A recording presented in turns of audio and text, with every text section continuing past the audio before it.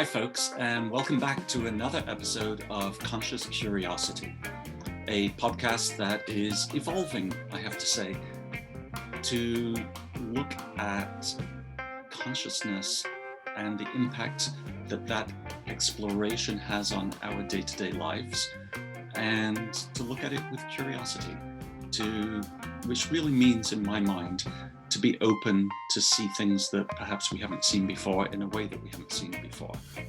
In this week's episode, we are talking with Chris Chopik, who is a Toronto-based realtor or real estate guy. He's practicing real estate, but he's much more than that.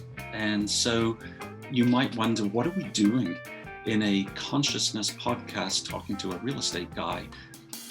And I think you'll see and find some very interesting things as he talks about happiness as a function of living, and really looks at what is real estate, what is land, and how does that play? How does our participation in the land either enhance or detract from our own consciousness? So sit back, as usual, enjoy. And again, please let me know anything else that you'd like. Give me thumbs ups, give me thumbs downs, tell me what's missing, and we'll continue to evolve this podcast together. And now, our interview with Chris Chopik. Sure. So, folks, I'm really happy to welcome Chris. Chris, welcome to the show. Thanks for having me, Moya. Nice to see you here today. Yeah, you too. You too. I have to say, it's a bit damp outside and cold, and so I'm hoping that we get to warm things up a little bit with our conversation. I love the idea. Yeah. Our audience always likes to know a little bit about who the guest is, and I know you, you know me, but the audience doesn't know you. So I wonder if I were just to say, put you kind of on the spot and say, like, what's one or two things that the audience might want to know about you? Like, who are you? Okay, well, I live here in Cedarville. I've lived in Toronto for my whole life, and I've traveled extensively. I haven't been to Africa or Russia or China, but lots of other places and most other places. And I always come back here because I love Toronto. The food is amazing, in part because we have a lot of cultural diversity, and no matter where I go in the world, there isn't a combination of cultural diversity, food diversity, and nature all in one place. That's why Toronto keeps calling me back. Well, that's so cool. I mean, it's really cool you say that, because I live in Toronto also, and I was going to say, oh, you've traveled so far. What's your favorite place? And I think you just said, it. I do have favorite places. Northern Sumatra, Pulau Way, which is where the epicenter of the tsunami was years ago. And that place, magical, one of my favorite places. The Andaman and Nicobar Islands off in the Indian Ocean, which are part of India. Amazing. Nepal, incredible. And Ile de Madeleine in Canada. If you haven't been, you should go. I took my oldest two kids there a number of years ago, and I thought it was like incredible. It is incredible, isn't it? Yeah. So for people who don't speak French and can't say Ile de la Madeleine, it's the Magdalene Islands off the east coast of Canada, and we went to this beach where the sand was black because it wasn't sand. We took a magnet, and all the iron filings on the beach just came up onto the magnet. It was incredible. Yeah.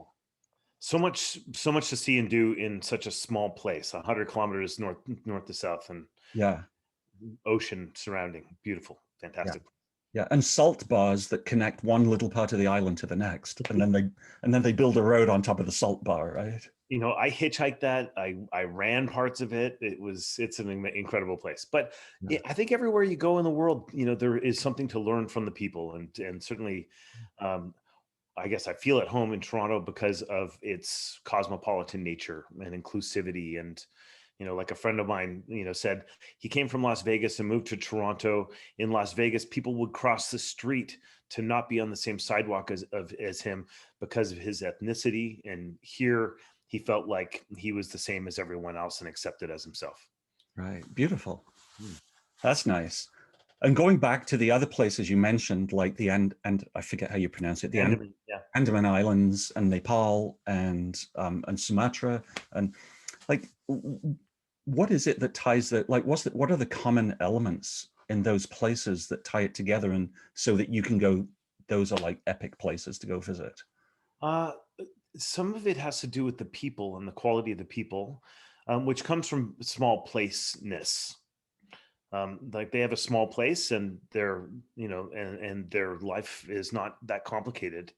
And that's a really nice place to interact with people Mm. when they're quiet. I mean, I went to this hill town in Colombia a few years ago, and I went to this guest house and I sat down with the person running the guest house and we had a coffee. It was a very gentlemanly kind of experience, even though she was a woman. And Mhm. but the whole sophistication of having time to sit Right, with a stranger for 10 minutes and have a bona fide, connection and conversation that's real and not just be all about transactions. right. That is the beauty. That's the thread. The nature that surrounds it is marvelous in all of those contexts. Right. I love that. I love that. So like the space, the quiet, like you said, quiet, and quiet for me is like quiet in time and quiet in space. And what your coffee with the Colombian woman, right? Yeah. Reminds me of, I had a similar experience in Greece on the island of Corfu, I think it was, with an old man that I met who took me into his shack and made Turkish coffee, although he called it Greek coffee. But he only spoke Greek and Yiddish, and I spoke French and English. And so we had no common language except we just spoke to each other beautifully for that short time that we were together. It was, yeah, it was like the simplicity of the quiet of the time and the space and not rushing to go anywhere. That's right. Yeah. Yeah. Yeah, it was cool. It's like a mindfulness practice, right? As Yeah. you're traveling. Right. Right. Kind of like our version of a Japanese tea ceremony. So my everyday, like I'm a dad. I've got two kids. They're teenagers, or one's 12. He's going to be a teenager any second. Um, and and I practice real estate. I've had a love of real estate. I've like the whole architectural experience as a person has always been compelling to me. I remember when I was living in Roncesvalles as a kid, and I was in grade 2 or something, and we went for a field trip to High Park to a place called Coburn Lodge, and I learned about this guy named John Howard, who gifted a significant portion of High Park, which is a 400-acre park, and he gifted something like 170 acres of that park to the city of Toronto Mm. in exchange for a tiny pension and $1. And that level of let's say civic mindedness and sorry about that. That's okay. It also reminds me to shut off my phone too. This is what happens when we're live. So John Howard's civic mindedness, the idea that he was going to make a deal with the city of Toronto, which had written into it that the deal was contingent upon that land never being developed and always being preserved for public use park space, was an incredible piece of legacy, which I think kind of framed my outlook toward purpose. I guess it was my first glimpse of, hey, one person can actually make a difference in the lives of many people. It is possible to do that in a life, Yeah. and I think that it really made an impression on me, that experience and seeing that story told. Right. At age, what In age? grade 2, I think grade 2. Grade 2. So like age 6, 7, something like that. 6, maybe. I don't know. Wow. Hard to remember, but I do remember Yeah, it. yeah. Yeah, That's amazing. That's amazing. So John Howard yeah, really sounds like almost set you on your path to life purpose. yeah. Really, actually, in a subtle, undefinable way at that age, but I consistently feel it myself going back to that point of inspiration. Yeah. Yeah. That's so cool. And then with that inspiration, so you said, I forget how you worded it before about you practice real estate. Is that what you said? Yes. You practice, so you practice it. So are you going to get it right sometime, or are you just are you going to keep practicing? Because I practice therapy, Yeah. psychotherapy. Yeah, and it's probably the same, right? Because sometimes you nail it, and sometimes you're floundering trying to get it right, and Right. it's not always perfect. Um, yeah, so I practice real estate, and I really love two kinds of real estate. Two kinds: urban real estate, which is walkable in neighborhood, near things you want to do on the weekend, near people you want to be with, and also with space that has good flow and good durability, and keeps the weather out and Mhm. doesn't have you spending every minute of your spare time fixing it. Those kinds of things. And then wilderness real estate. Like, I really like real estate where you drive to the end of the road and there is no cell reception, and you could get a satellite phone to work if you stood on the top of the hill. So that really sort of disconnected real estate where nature is the thing you're connecting to. Mm. Those two pieces of the real estate market really interest me a lot. Wow. So I just realized when you're talking real estate, you're really talking land, or land and structures sitting on the land. Yeah, No? and the people passing through it And too. and the people passing through, right? So it's a whole system, so it's a complex system of life. Yeah. Yeah. I mean, um, everybody wants something different out of their life, and so real estate is a vehicle to achieve some of those things, right? Like, home is where the heart is, home is where the hearth is, home is where family is. Home is where my kids come home from university to visit with me once in a while, if I'm lucky, after I empty nest. And like, it's my grandmother's home was where I would go every Christmas, every year for my childhood. It was sort of like a return, like the great return annually. Like, some might go to Mecca. I went to grandma's house. It contains memories. It contains people, right?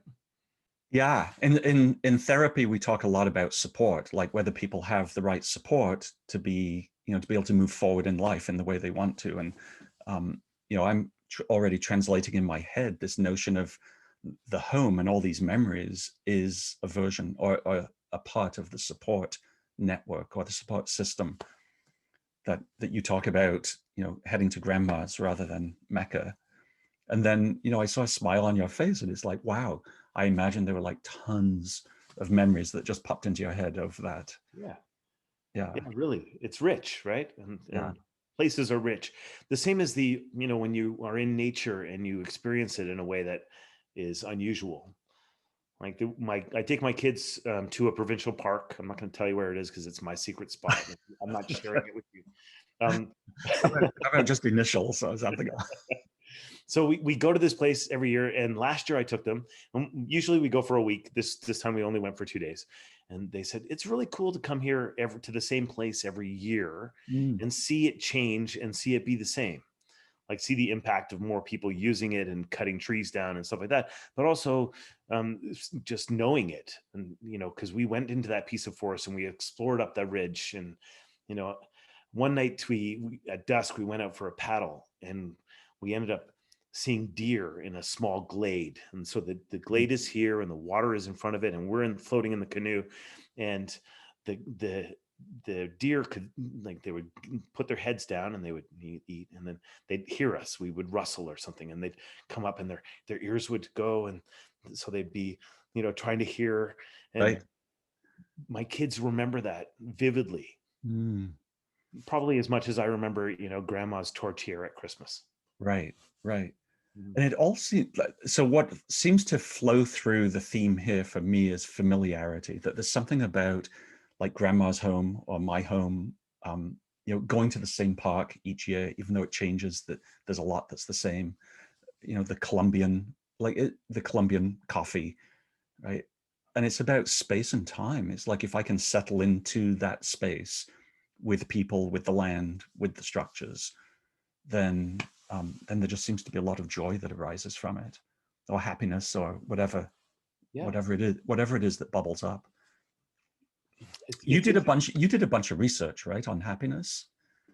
yeah. So so I before I got into real estate, I published a national magazine, and before that, I worked for in the IT sector for a long time, and that was all very fulfilling and interesting work for me at the time. But I came to real estate because of this notion of well-being, and inspired by the country of Bhutan, uh, where Mhm. a former king invented a new way of economic measure called gross national happiness, a Right. measure of well-being as well as economic viability.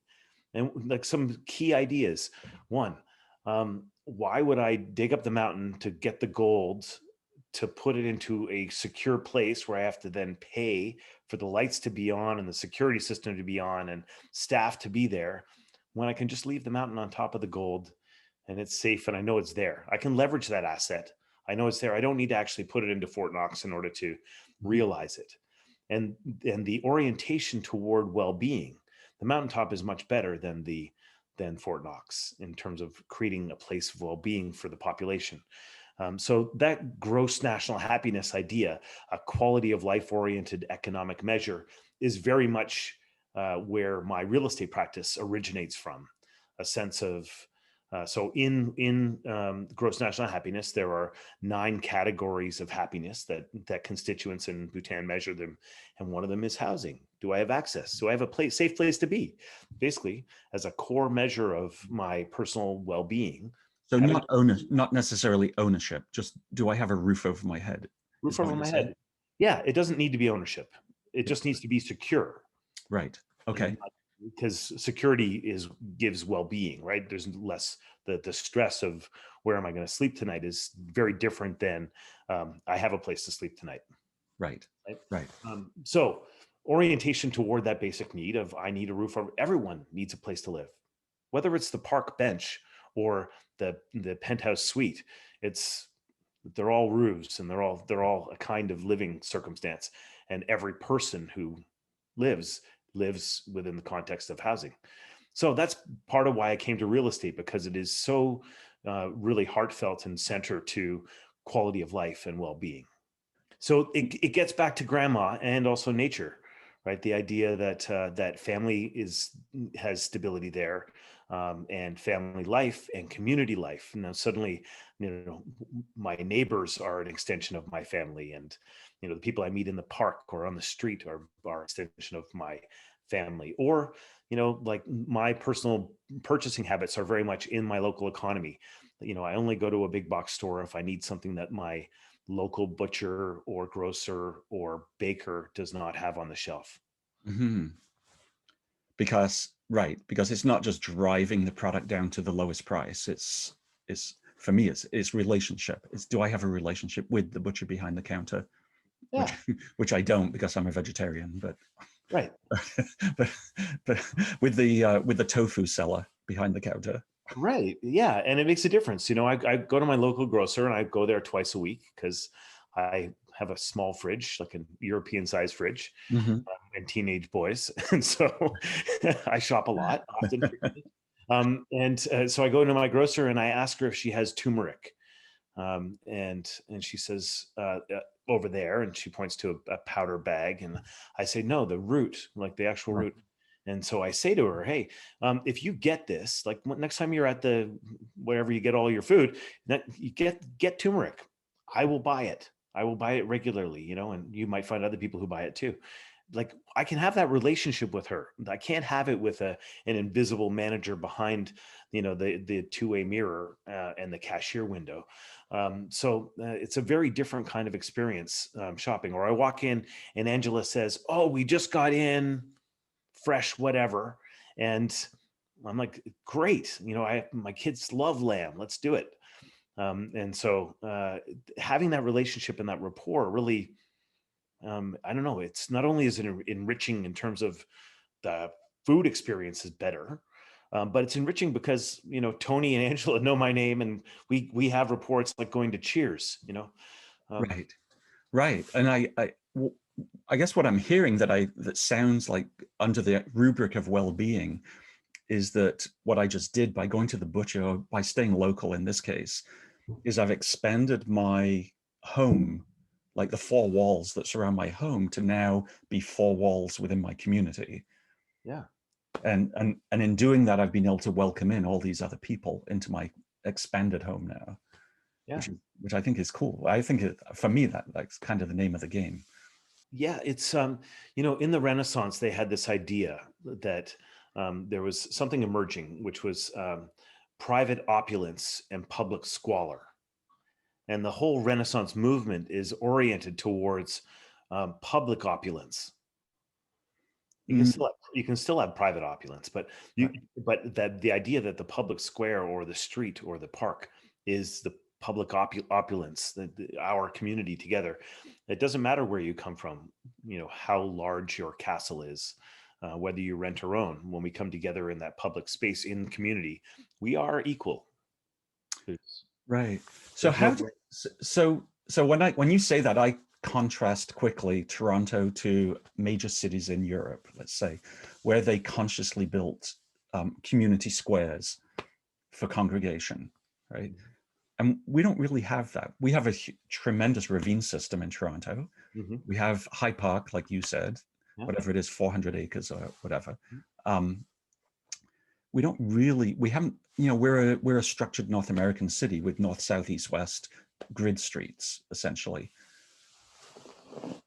What is it then in that context that makes Toronto so exciting for you?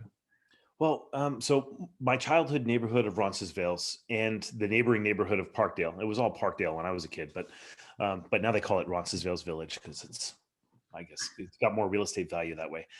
But in Roncesvalles, it's an amazing boulevard with a west-facing um, uh, streetscape. So all of the retail is on the west side. There's a mature treed side on the east side, and at dusk on any day, even in winter, the sun is beaming on that entire strip of retail. It's a fantastic place to walk. The sidewalks are 8 feet deep.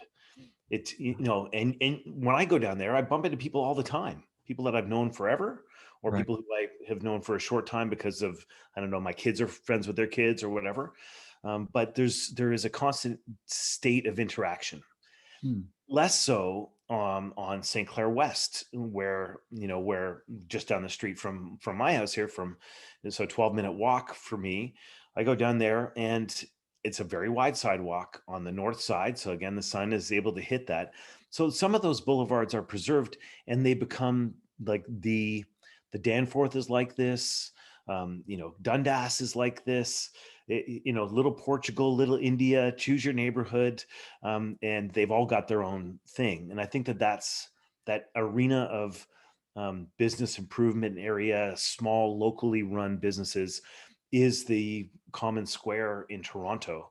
That connected neighborhoods, that plus the green spaces in behind, I think are where our public domain has survived in the face of maybe less attentive public sphere planning. They've survived because they got that way when people were building at a human scale. Mhm. Neighborhoods were being built at a walkable scale. That's cool. It makes me think that because this podcast is called Conscious Curiosity, that for you, what you're talking about now is how your place in the world, which is essentially where is my consciousness? What is consciousness? But your ability to be aware is tremendously enhanced by where you are physically, by knowing that, oh, like you just said, like going on to Roncesvalles and seeing, like your body, your heart, and your mind just know that that's not just a place of memory, but it's a place of 8 foot wide sidewalks and dedicated bike lanes and people. And St. Clair West, as you said, is just very different. I think it comes down to this. You're right. It is about personal awareness and a subconscious awareness too.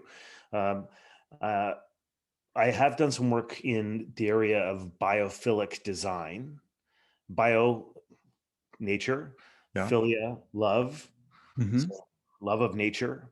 So biophilic design is in many ways stuff that's understandable and it's the right size and shape. It's like a path that you come to where you just feel invited and you know that it's the right way to go. You don't have to scratch your head and wonder if you're in the right place and if that's the place to go. You just know that's where to go. You walk into a building and you know that's the corridor. And so I think that we're not always aware of this, the architecture around us and how it it it does create value, but that wayfinding and that sense of being in the right place and being comfortable and wanting to be there is very present. We just may not put our Mm. finger on that. Oh, it's because it's a tree-lined street, or because the sidewalk is so wide, or that the sun is on this side of the sidewalk, so it feels warm in the afternoon, even in the dead of winter. All of those things, we might not be aware that those are the characteristics of that experience, but we are very aware of how that feels when we're experiencing it. I think that's super cool. I think that would be a really nice experiment, is to go out walking and go to different streets, different neighborhoods, and just periodically stop and just drop into your body and go, how does this feel right now?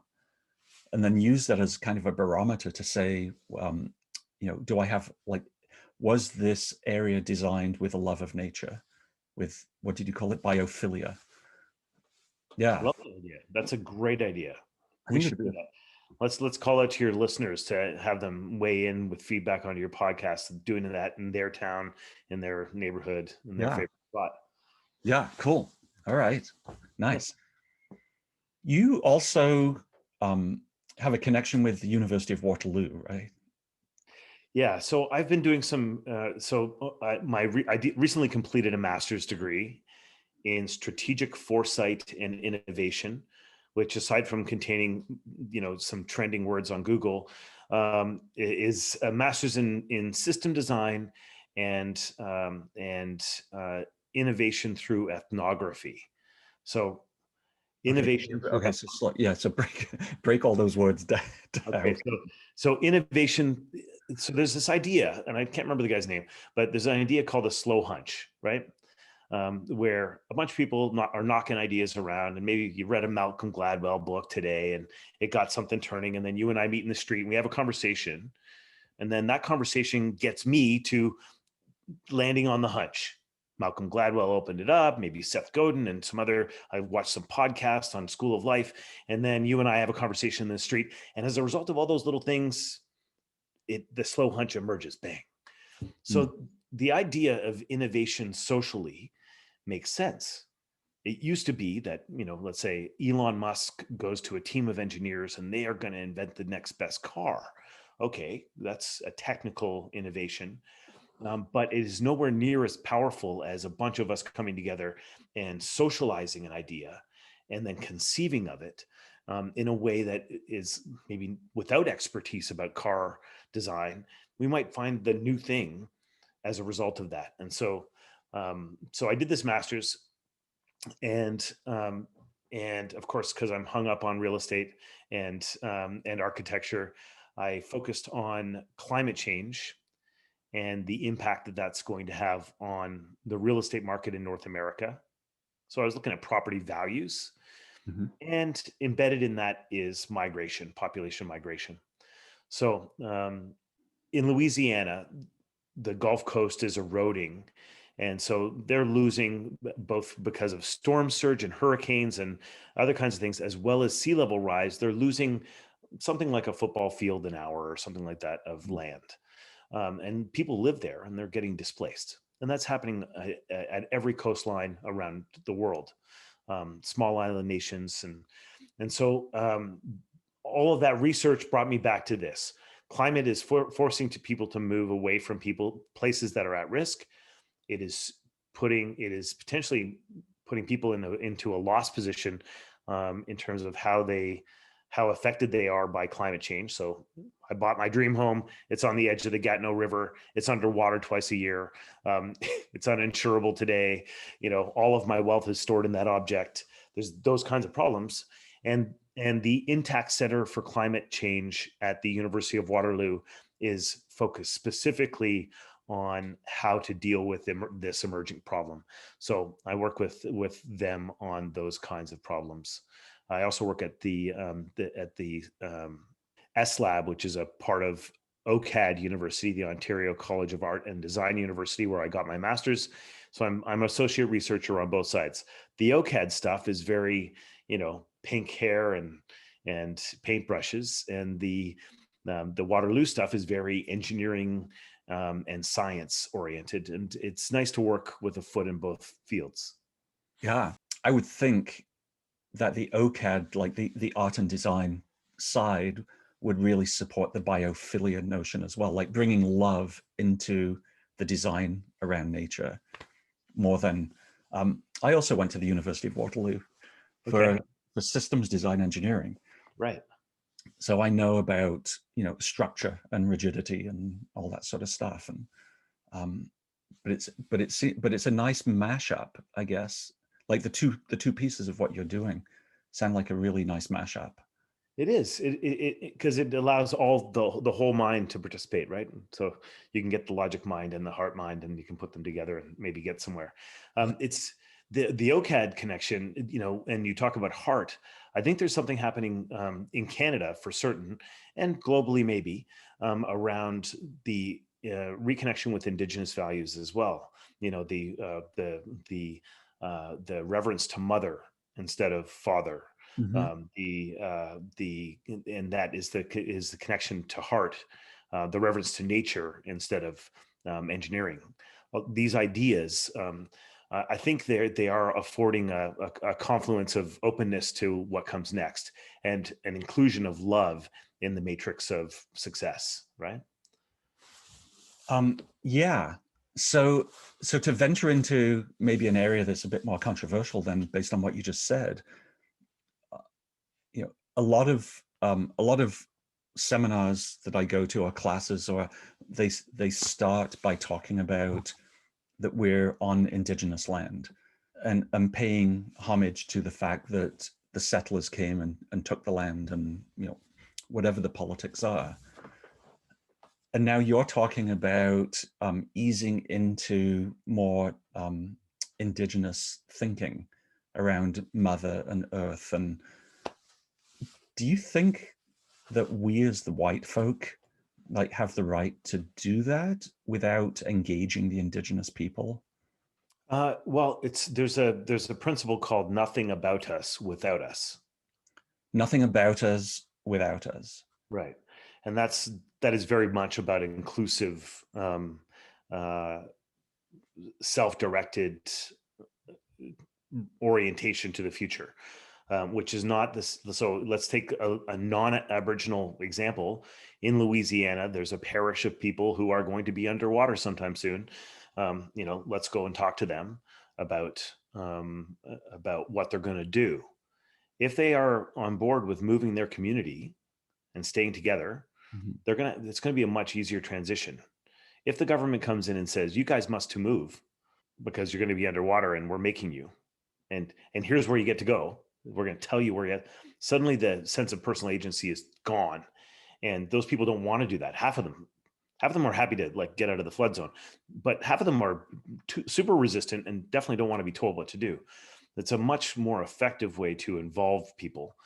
I think that you talk about controversy. So I am a descendant of Huron Wendat people, and that my grandma used to say, you always identify. I challenged her on why she chose to lose all of that influence, and she said, "Well, growing up in Victoria Harbor, which is near Penetang and Midland, and in Ontario." Having her first kid at 16, being raised Catholic in a Aboriginal and Catholic household, she was taught very clearly, and she said this: if I identify as squaw, this is her words, not mine. Yeah. If I identify as squaw, I'm giving people permission to rape and beat me. Mm.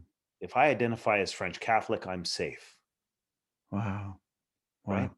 So there's lots of paths that bring us to now, and a lot of pollution, like really vigorous pollution, you know, um, genocidal cultural, degradation, like just Right.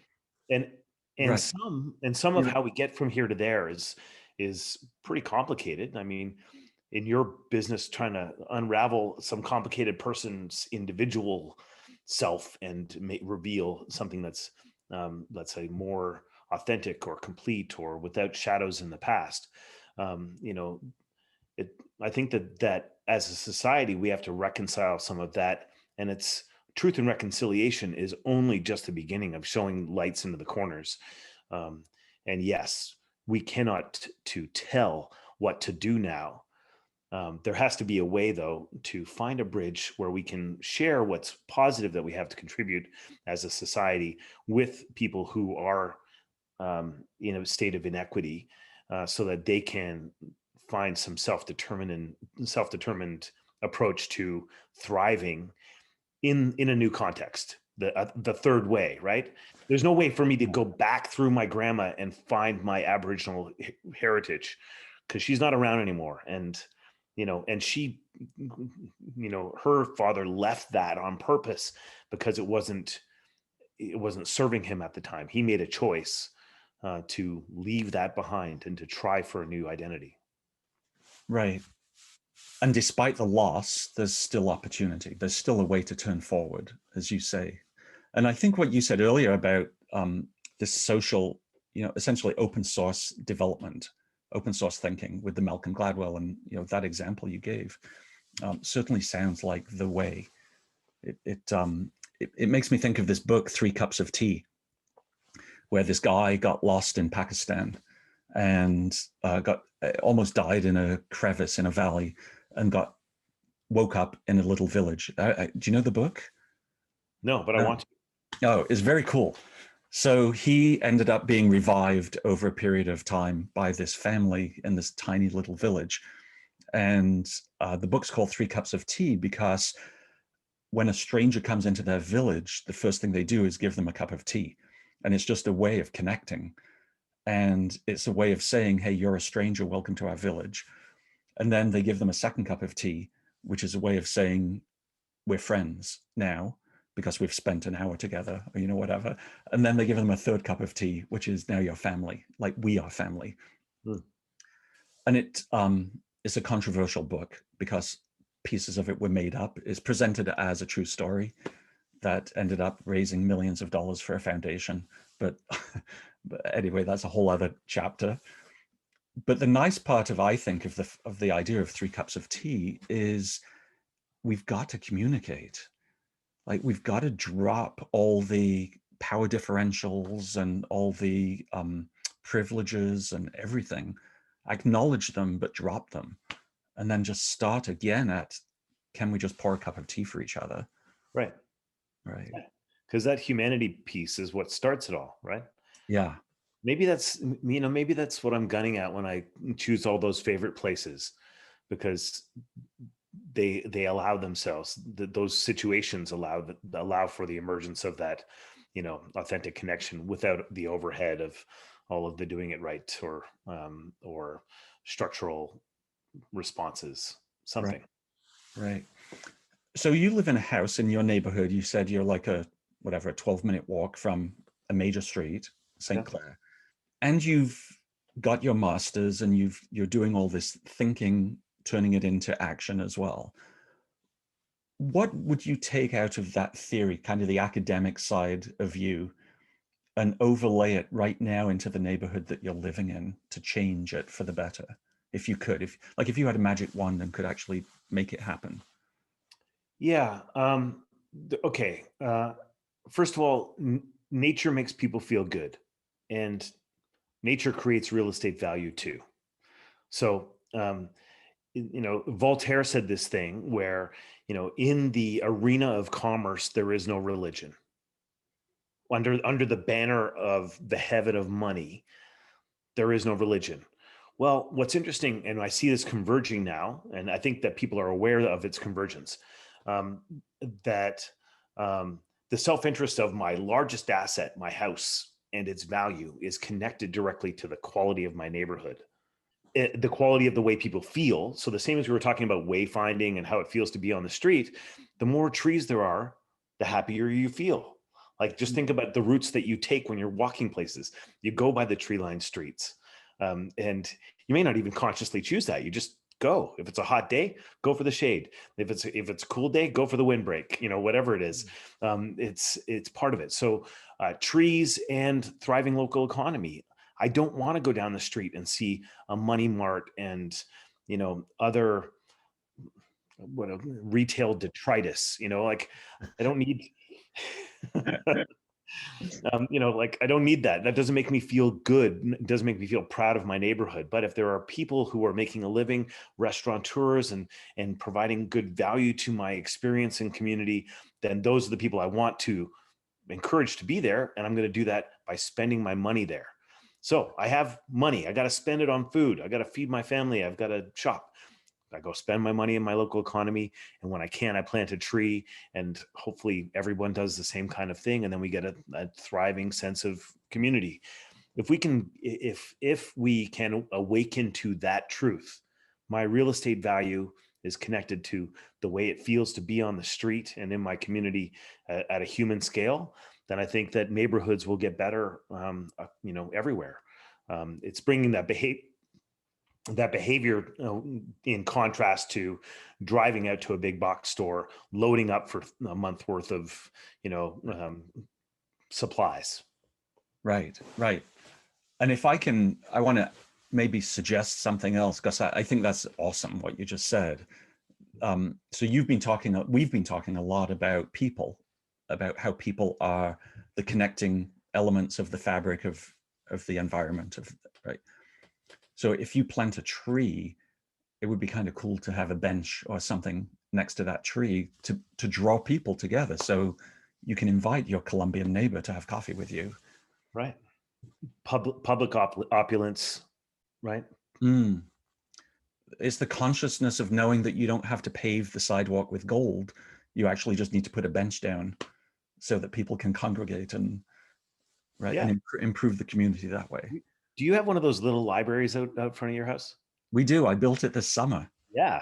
Like Yeah. that's an example of that thing, like you walk along and there's a reason to stop, and then there's a reason to look around, and Yeah. maybe you cross paths with another person, or you at least do through the vehicle of the books that are being shared there. All of that. Yeah.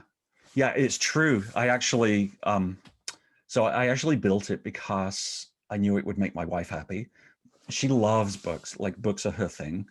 And so I built it this summer, and I put this. So this is a little free library. It's kind of a wooden box with a door at the front that opens, and a roof, and a couple of shelves. And for people who don't know about little free libraries, and you just put all the books in that you wish to offer up to other people for free. It's a free library, right? And hopefully other people then put books in as well, and it becomes a bit like a trading post.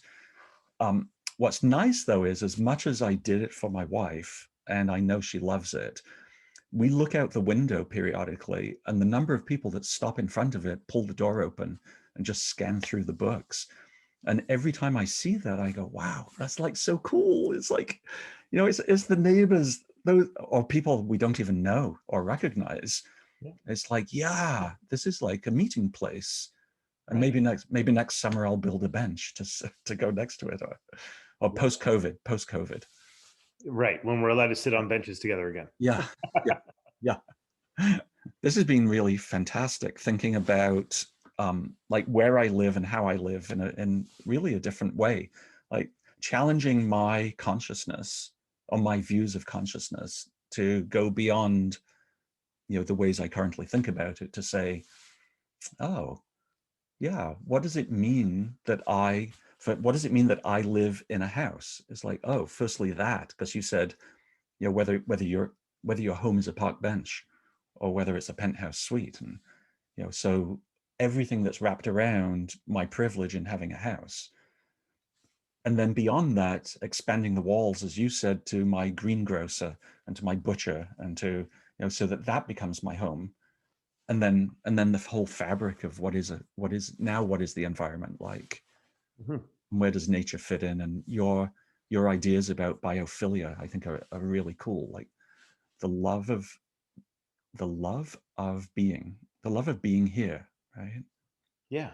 Because it is place based. Yeah. Yeah, Your heart in that place. Yeah. yeah, Mhm. yeah.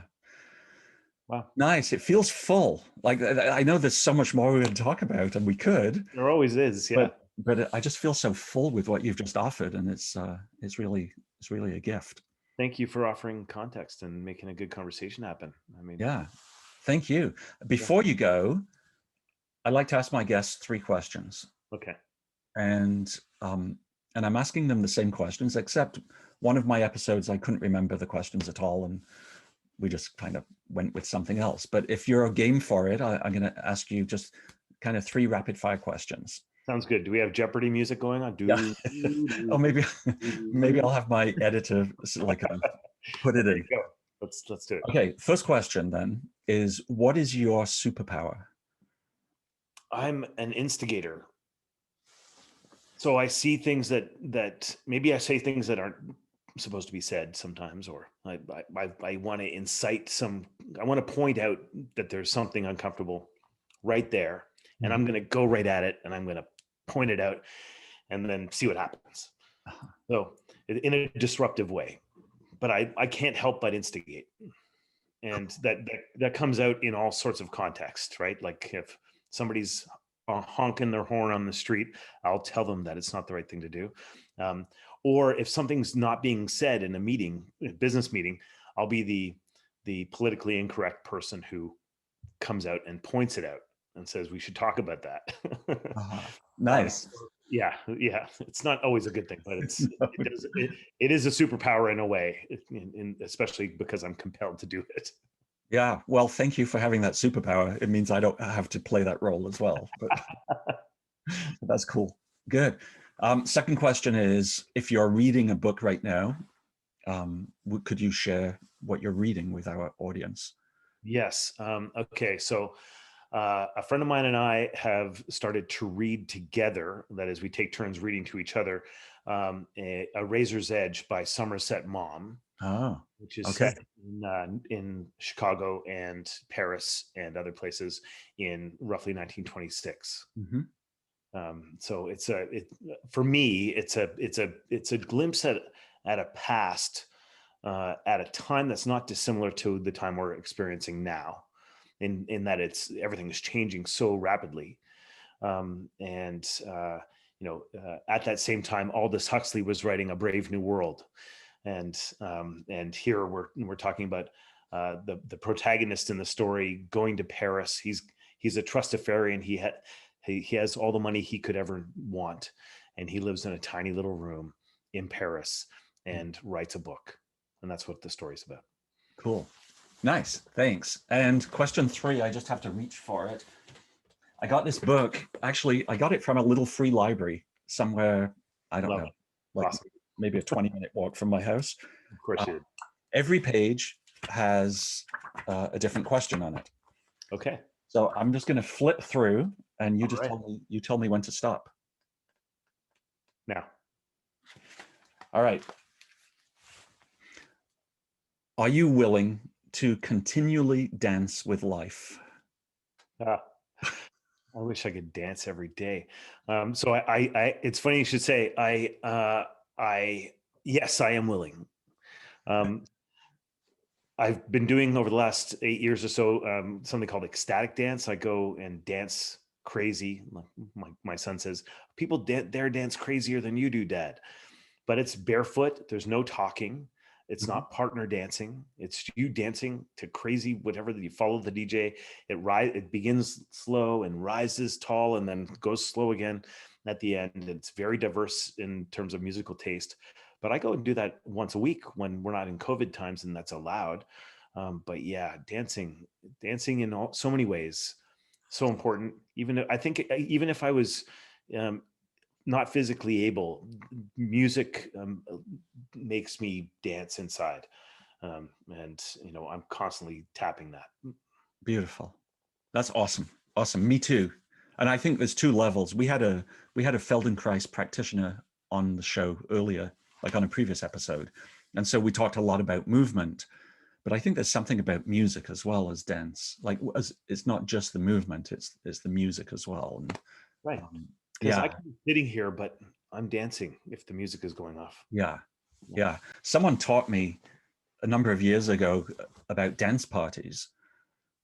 like solo dance parties. And so I heard all about it, and then I came home and I closed the curtains because I didn't want the neighbors to see. And then I just cranked the music up really loud and just danced away until like all these emotions came up, and I was crying and I was angry and I was happy, and I was like, and it was just like, dance parties are an amazing thing. Yeah. Hopefully what you just said about ecstatic dance inspires at least some members of the audience to go give it a try. And Yeah, or do it in your kitchen by yourself, like Modia says. yeah, My kids yeah. and I used to take all the bike lights, turn the lights off in the kitchen, turn the bike lights on in blink mode, and have our own little dance party. You know, there's lots of ways to do this for sure. Nice. Awesome. Hey, All right, Chris Chopik, thank you so much for joining us. It's been a real treat. Modia Silver, it's a genuine pleasure to be here. You are such a dude. Thanks for doing this. It's I look forward to listening to this and the other podcasts that you do in the future and in the past. All right. Thanks so much. Signing off.